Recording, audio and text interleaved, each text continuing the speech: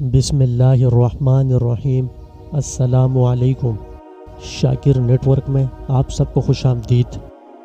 سورہ ہود مکی صورت ہے جو کہ 11ویں پارے میں ہے اور قرآنی ترتیب کے لحاظ سے یہ صورت 11ویں نمبر پر ہے۔ اس سورہ مبارکہ کا نام ہود اس لیے ہے کیونکہ اس میں حضرت ہود علیہ السلام کا واقعہ بیان کیا گیا ہے جو کہ قوم عاد کے نبی تھے، اور اسی سورہ مبارکہ میں 6 اور نبیوں کا بھی ذکر مبارک ملتا ہے، جیسا کہ حضرت نوح علیہ السلام، حضرت صالح علیہ السلام، حضرت ابراہیم علیہ السلام، حضرت لوط علیہ السلام، حضرت شعیب علیہ السلام اور حضرت موسیٰ علیہ السلام۔ سورہ ہود ایک بہت ہی زبردست فضیلت، اہمیت، افادیت اور برکات کی حامل بہترین سورت ہے۔ اس سورہ مبارکہ کے مضمون پر غور کرنے سے اندازہ ہوتا ہے کہ یہ اسی دور میں نازل ہوئی ہوگی جس میں سورہ یونس نازل ہوئی تھی، اور اس میں کوئی بعید نہیں کہ یہ سورت سورہ یونس کے ساتھ ہی تھوڑی تھوڑی کر کے نازل ہوئی ہوگی، کیونکہ ان دونوں صورتوں میں مضمون ایک ہی ہے، لیکن سورہ ہود میں سورہ یونس کے مقابلے تنبیہ اور وعظ کا انداز بہت سخت ہے۔ ایک حدیث کے مفہوم کے مطابق حضرت ابو بکر صدیق رضی اللہ عنہ نے نبی کریم صلی اللہ علیہ وسلم سے عرض کیا،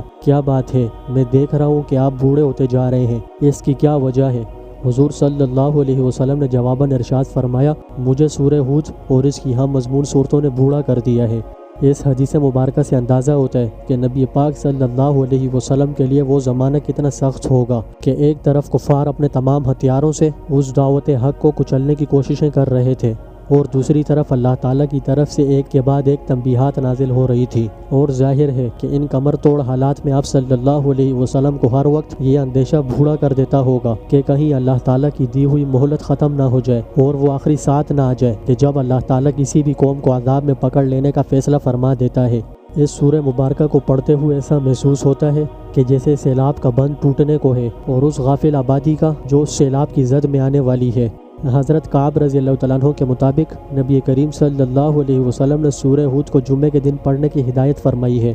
جب کسی شخص کو کوئی مصیبت، پریشانی یا مشکل پیش آ جائے تو اس گھڑی میں سورہ ہود کی تلاوت کرنے سے انشاءاللہ مصیبت اور پریشانی ختم ہو جائے گی اور بہت فائدہ حاصل ہوگا۔ نیز اس مبارک سورت کی تلاوت سے پڑھنے والا ہمیشہ دشمنوں کے شر سے بچا رہے گا اور دشمن مغلوب رہیں گے۔ مزید یہ کہ اگر روزانہ اس سورت کو پڑھنے کا معمول بنا لیا جائے تو انشاءاللہ ہر قسم کے رنج و غم، پریشانی و آفات سے پڑھنے والا محفوظ رہے گا۔